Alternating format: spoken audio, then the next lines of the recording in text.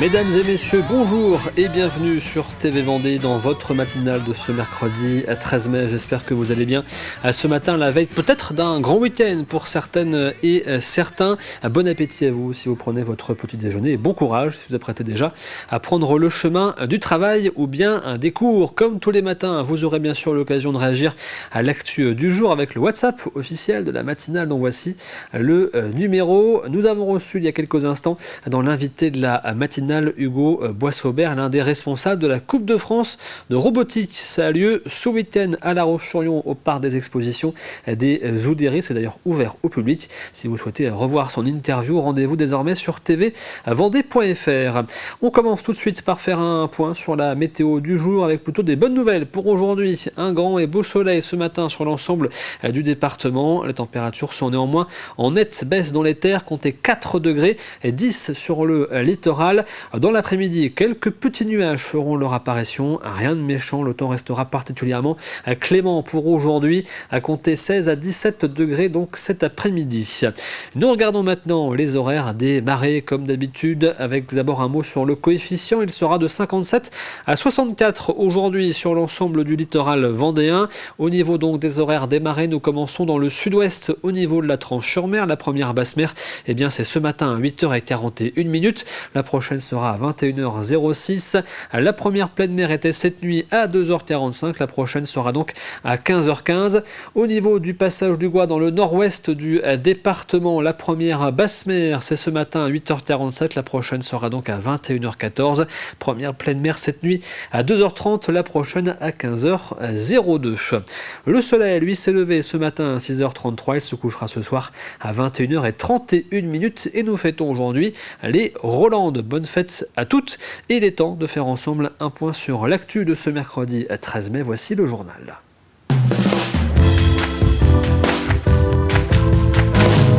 Cette semaine, le syndicat de l'art funéraire organise le Printemps des arts funéraires, une opération qui se déroule dans le cadre du 10e Printemps des cimetières. Durant toute la semaine, le public est ainsi invité à pousser les portes des entreprises du secteur, mais également celles des ateliers pour découvrir les différents métiers qui existent dans ce domaine.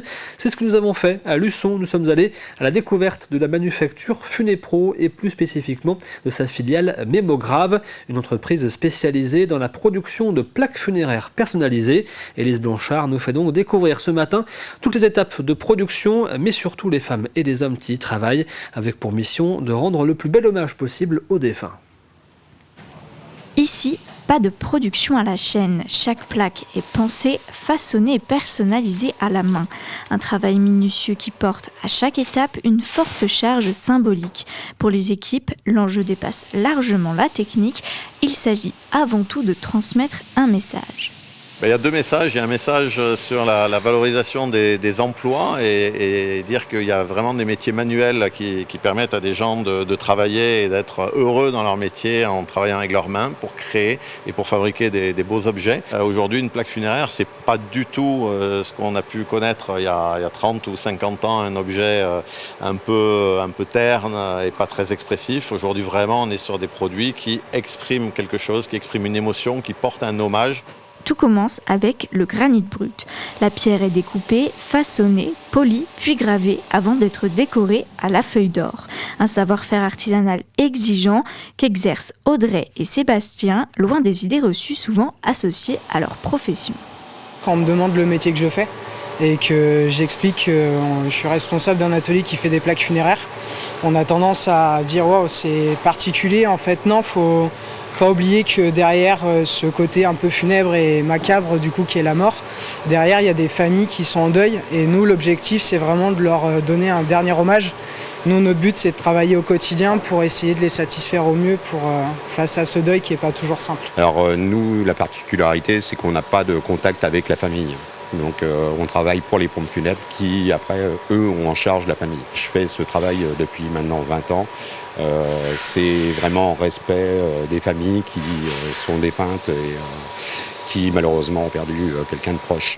Dans ces ateliers vendéens, artisanat d'art et accompagnement des familles ne font qu'un. Un métier discret mais essentiel au service de la mémoire.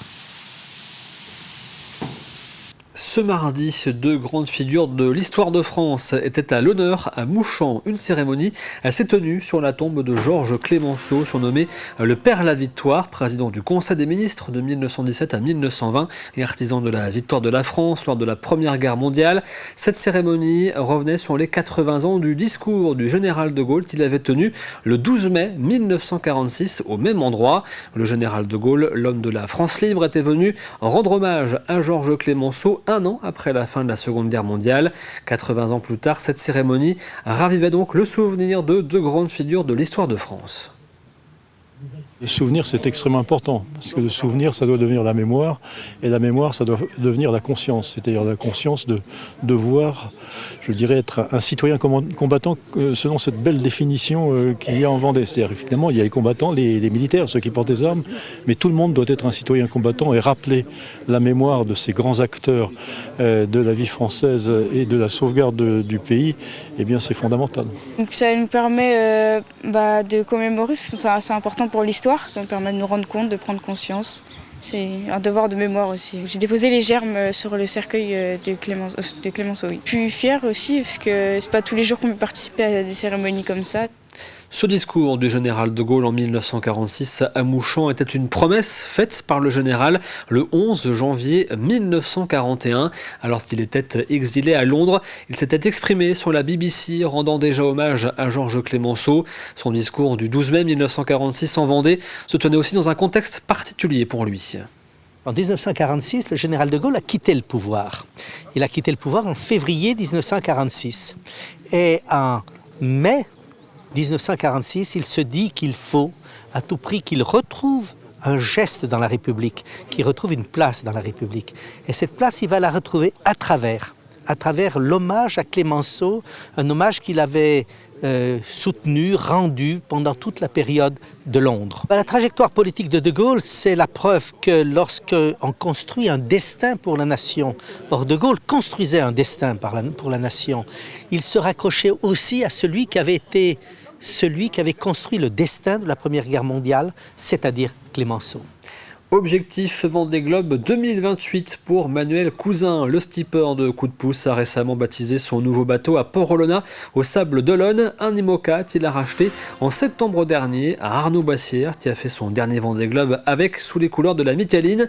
Cet IMOCA a un passé glorieux, 3e du Vendée Globe 2026 avec Jérémy Bayou sous les couleurs de Maître Coq. Il avait appartenu auparavant à Michel Desjoyaux. Désormais sous les couleurs de Coup de Pouce, Manuel Cousin vise une place parmi les 15 premiers de la prochaine édition. Il a équipé son IMOCA de Foils de dernière génération afin de gagner en vitesse et également étoffé son équipe avec une coach sportive et une coach mentale pour l'accompagner dans sa préparation. Il sera au départ de la Vendée Arctique le 7 juin prochain au Sable d'Olonne, première course qualificative pour le Vendée Globe 2028. Clairement, le gros changement, ce sont les foils, ces appendices courbes là, que l'on a sur le côté du bateau qui nous permettent de décoller et d'avoir des vitesses beaucoup plus importantes qu'avant.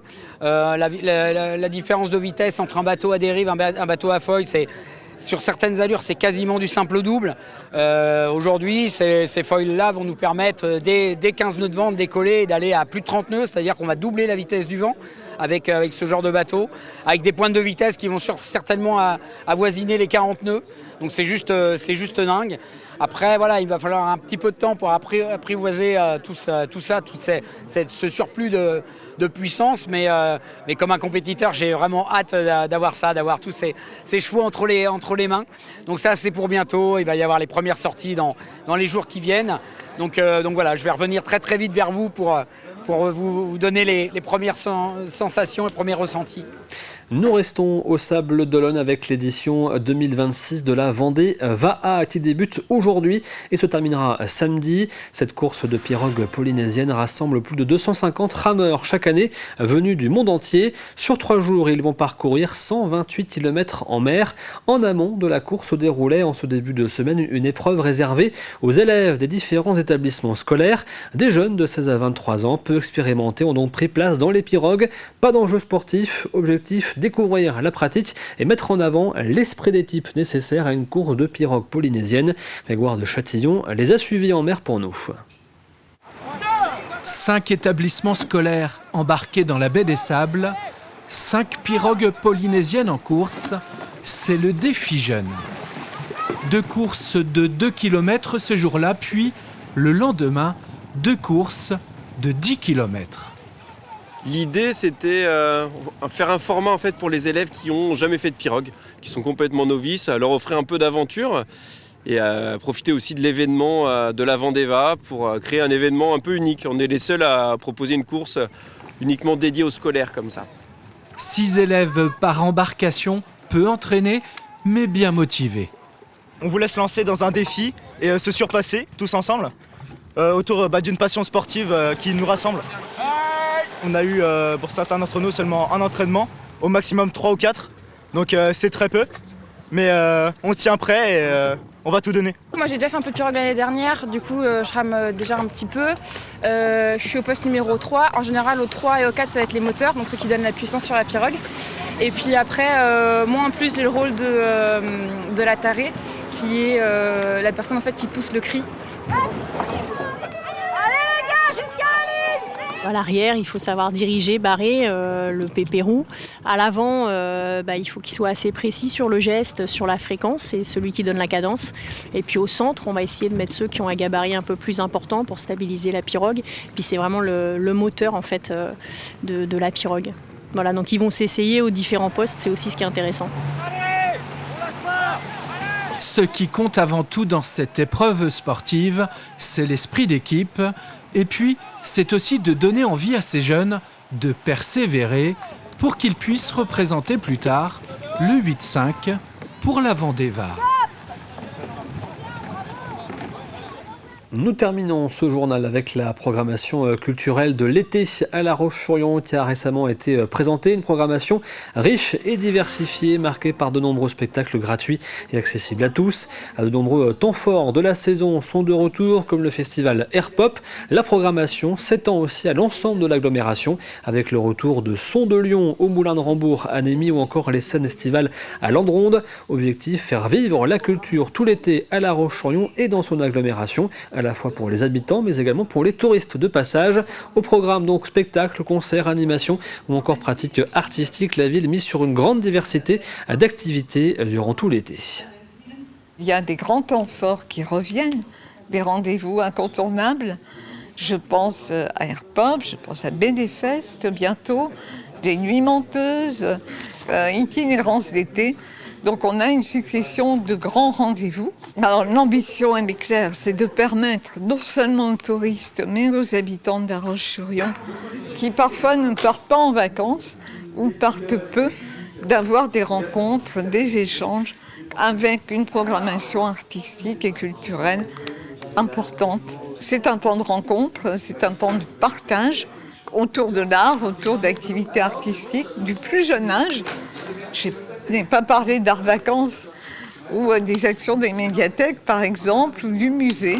Il y a beaucoup d'actions pour les jeunes, des ateliers, mais c'est effectivement un temps de rencontre et d'échange. Il y a une diversité d'activités, de pratiques artistiques et de lieux. Plein air, intérieur, structure culturelle, quartier. C'est la fin de ce journal. Nous refaisons ensemble un point rapide sur votre météo du jour avec donc du soleil ce matin sur l'ensemble de la Vendée. Température en baisse, notamment dans les terres, comptez 4 degrés, 10 sur le littoral. Dans l'après-midi, quelques nuages apparaîtront, notamment dans l'est du département, mais rien de méchant. Cette fois-ci, au niveau des températures, il est annoncé 16 à 17 degrés. Il est temps maintenant de passer au plus de l'info du jour.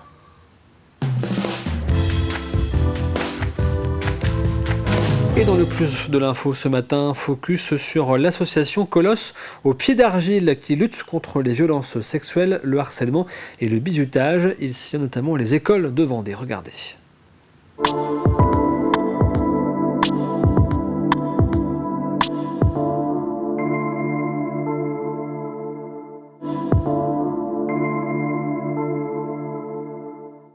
Le collectif, c'est une association qui a été montée pour faire de la sensibilisation. On intervient dans tout ce qui est établissement scolaire. Alors, on fait école primaire, collège, lycée, même fac, mais aussi dans les clubs de sport pour sensibiliser sur différents sujets comme là les violences sexuelles, mais ça peut être aussi tout ce qui est autour du numérique et aussi en fonction des enfants, s'ils ont besoin ou même des adultes, de pouvoir recevoir leurs paroles et de pouvoir échanger et discuter avec eux.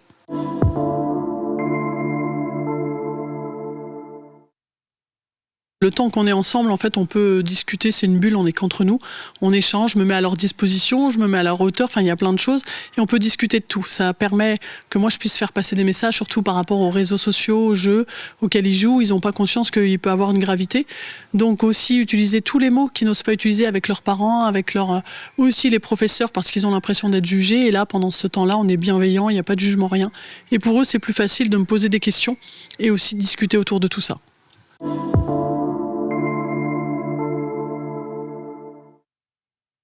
Alors ce qu'il en ressort, c'est qu'il y a beaucoup d'enfants qui sont en mal-être, qui vivent des situations auxquelles ils n'osent pas parler à leurs parents, qui n'osent pas parler aussi à des adultes où ils ne savent pas à qui en parler.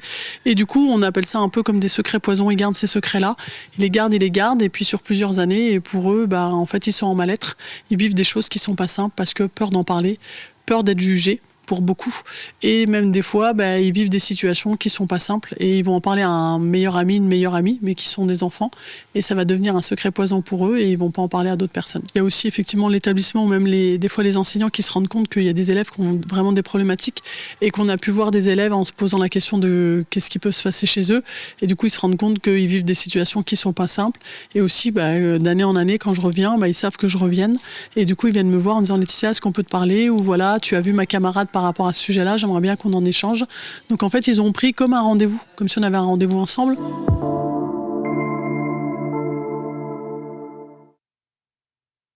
Ça nous a appris un peu les plusieurs types d'harcèlement. Enfin, on se sent mieux, on est plus informé, on sait les précautions qu'il faut prendre et les risques qu'il y a.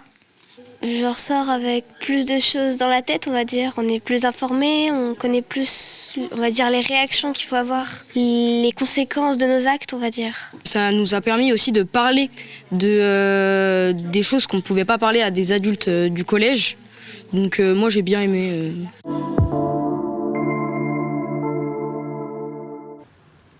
Voici pour le plus de l'info du jour et vous retrouvez l'ensemble des plus de l'info bien sûr sur tvvendée.fr. Comme tous les mercredis, il est temps de parler ensemble de cinéma.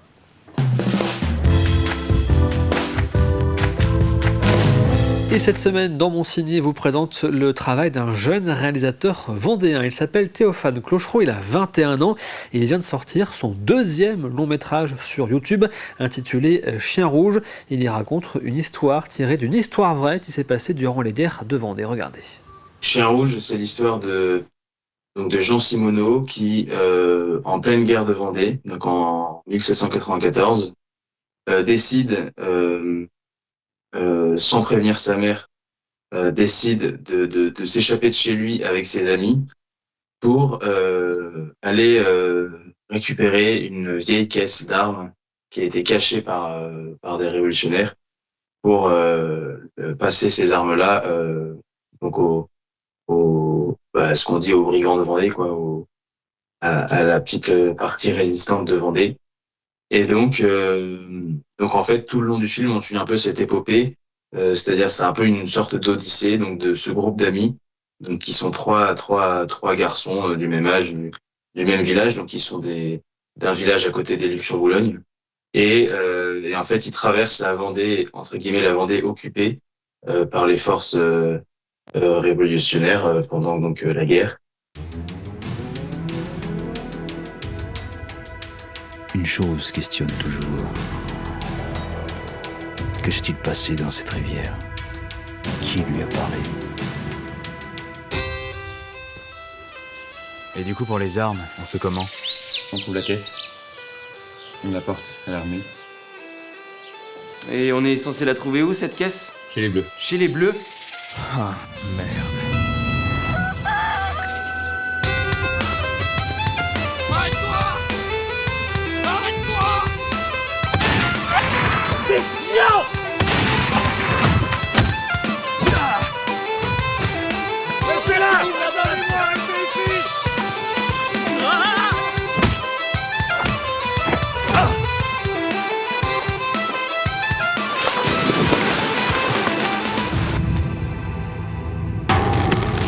Je n'ai jamais compris pourquoi les hommes et les femmes perdent du temps à donner à des chagrins sans explication économique.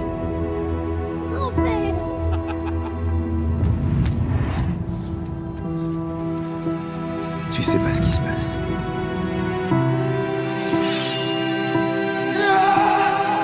Que ces chiens baignent dans leur propre sang.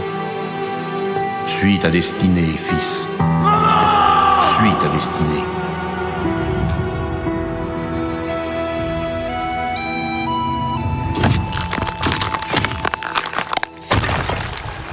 C'est beaucoup de décors naturels, c'est vraiment filmé dans des parties, dans des sites qui ont vraiment vécu des scènes que l'on raconte.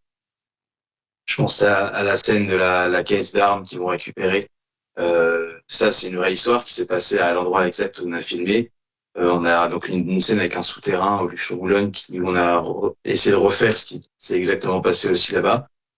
Et avec ces éléments qui ont existé, moi, après, je suis venu écrire du coup toute une histoire en fait qui rassemble toutes ces choses et donc de raconter l'histoire donc de Jean Simoneau en plus, qui est aussi une vraie histoire, donc qui a été documentée, etc.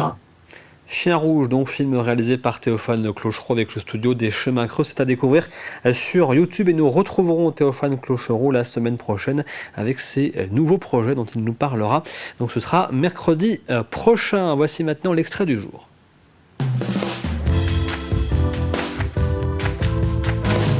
Et l'extrait du jour, c'est l'émission Backstage, votre rendez-vous à musique chaque mercredi sur TV Vendée. Aujourd'hui, David Auvinet reçoit Victor et Victor, le groupe Future Rupture qui vient présenter leur dernier album Tourment.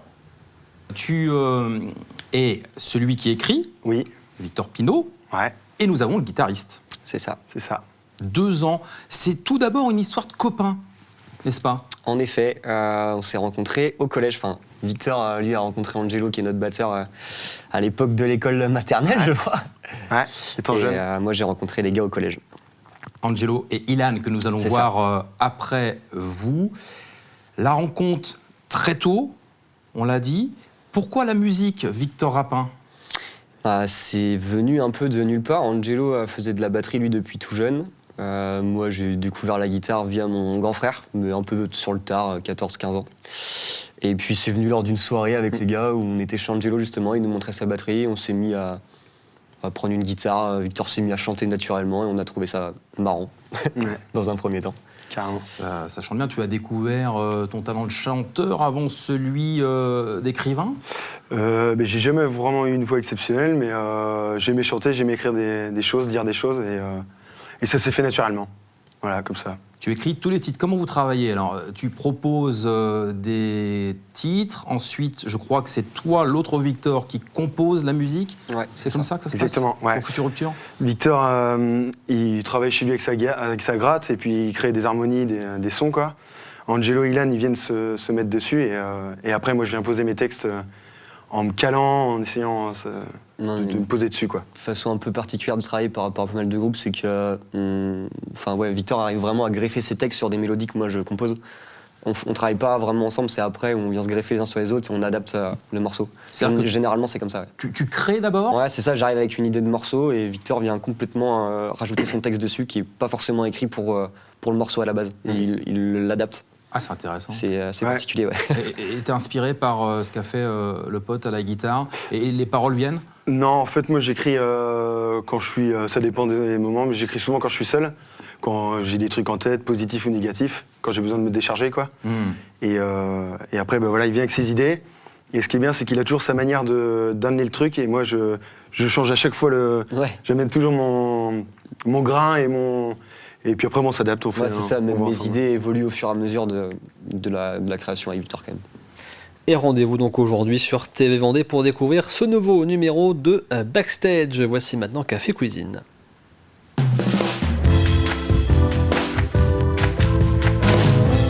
à gagner cette semaine dans Café Cuisine. Je vous le rappelle à nouveau, c'est ce plateau traiteur d'une valeur de 50 € offert par le restaurant Green sur Mesure à La Roche-sur-Yon. Pour espérer le remporter, il vous faut la réponse à la question de la semaine que voici. Quel est le nom de ce ver marin élevé à Noirmoutier-en-l'Île pour la médecine? Et voici l'indice du jour. Ce ver marin intéresse donc la médecine et la science, notamment pour ses propriétés liées à l'oxygénation du sang. Je répète, il intéresse la médecine pour ses propriétés liées à l'oxygénation du sang. Vous avez jusqu'à vendredi à midi pour tenter votre chance. Rendez-vous donc sur tvvendée.fr, rubrique le jeu de la matinale.